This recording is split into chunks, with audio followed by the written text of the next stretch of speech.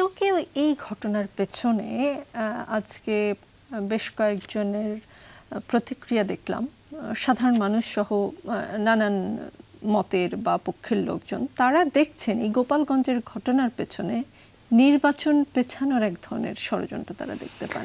আপনি কি নির্বাচন পেছানোর কোনো ষড়যন্ত্র এই যে ধারাবাহিকভাবে বিভিন্ন ঘটনা ঘটলো এর মধ্যে দেখতে পান কিনা? আমার মনে হয় না, এখনো পর্যন্ত আমি দেখি না। এর কারণ হচ্ছে যে নির্বাচনের দুটো পক্ষ যেভাবে বিবদমান পক্ষ বলবো এখন চিন্তা করে, এবং যে চিন্তাটা সমাজে বোঝাই যাচ্ছে, পরিষ্কার হয়ে আসছে, এটার কারণ হচ্ছে নির্বাচন নিয়ে তাদের অবসেশন। নির্বাচনকে যতটা না মানুষের ক্ষমতায়নের জন্যে, জনপ্রতিনিধিত্বমূলক ব্যবস্থা গড়ে তুলবার রাজনৈতিক আকাঙ্ক্ষা থেকে নির্বাচন নিয়ে উভয় পক্ষ চিন্তা করছে, তার চাইতে বেশি নীতিগত দিক থেকে অনেক বেশি কৌশলগত দিক।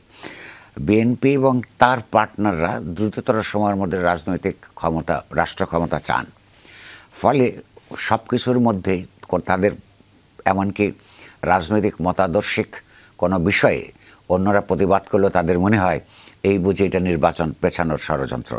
অন্যদিকে যারা আবার একই কৌশলগত কারণে নিজেদেরকে গুছিয়ে নেওয়ার সময় বাড়িয়ে নেবার জন্যে নানান অজুহাতে নির্বাচনের আগে বিচার সংস্কার এগুলোকে বেশি নোক্তা দিয়ে বলেন, তাদের দিক থেকেও যতটা না সংস্কার এবং নির্বাচনের বিচারের ব্যাপারটা হয়তো তারা সিরিয়াস থাকতে পারেন, অন্তত সংস্কারের ব্যাপারে সিরিয়াস এটা আমরা দেখতে পাই না। কারণ তাদেরও সময় দরকার। কারণ এই মুহূর্তে সর্ববৃহৎ রাজনৈতিক দল বিএনপিকে ক্ষমতা থেকে কেউ কেউ দূরে রাখবার জন্যে, কিংবা তাদের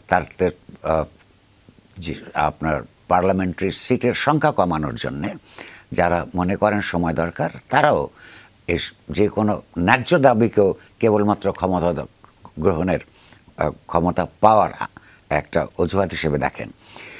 এইসব যেসব ঘটনা ঘটছে আমার মনে হয় দু ধরনের কারণে ঘটছে। একটা হচ্ছে বাংলাদেশের রাজনীতি সংস্কৃতির মধ্যে, এটা আমি প্রায়ই বলে থাকি এবং বোধ হয় আরও বহু বছর বলতে হবে, সুতরাং আপনার এখানে রিপিট করি আমি, রাজনৈতিক দলগুলির ভীষণভাবে গত এক জেনারেশন ধরে, প্রায় 20-25 বছর ধরে বিরাজনীতিকরণ হয়েছে। পলিটিক্যাল পার্টিগুলির চাইতে ডিপলিটিসাইজ সংগঠন বাংলাদেশে এখন আর কোনোটাই নাই।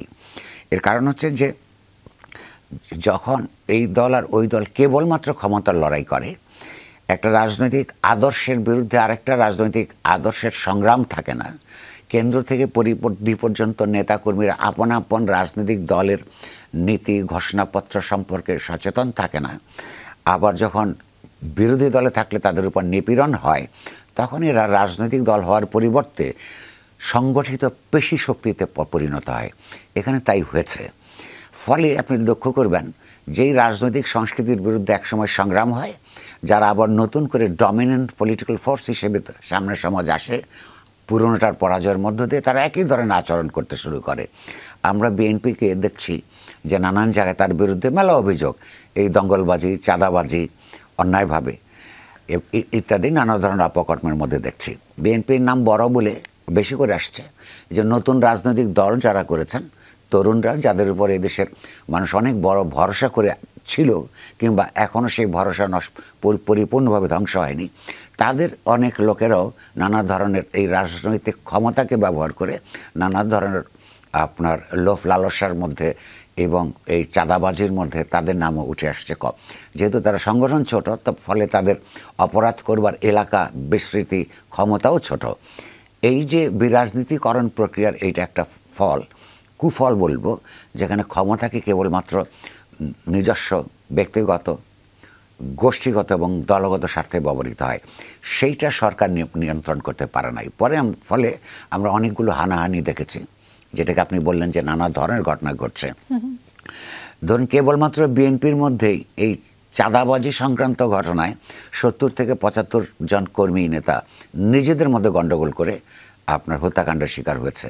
এটা অত্যন্ত দুর্ভাগ্যজনক। আওয়ামী লীগ আমল আমরা দেখেছি 15 বছরে প্রায় এই ফিগার 350 মতো ছিল। নিজেদের মধ্যে লড়াই, এবং এটার মধ্যে কোনো মতাদর্শগত লড়াই না। ফলে এইগুলি নিয়ন্ত্রণ করবার একটা ব্যর্থতা রাজনৈতিক দলগুলির দিক থেকে আছে, প্রয়াস আমরা লক্ষ্য করেছি, বিএনপি অনেককে বহিষ্কার করেছে, সরকারের দিক থেকে আছে, সরকারের প্রয়াস আমরা লক্ষ্য করেছি, কিন্তু তাদেরকে আইন শৃঙ্খলা বাহিনীগুলিকে আশ্বস্ত করা, তাদেরকে যেই পরিমাণ ইন্সপায়ার করার দরকার ছিল, সে কিংবা অ্যাক্টিভেট করবার দরকার ছিল, সেটা তারা করতে পারেননি। এই সমস্ত কারণে এই ঘটনাগুলি ঘটছে একটা অগণতান্ত্রিক রাজনৈতিক সংস্কৃতির কারণে।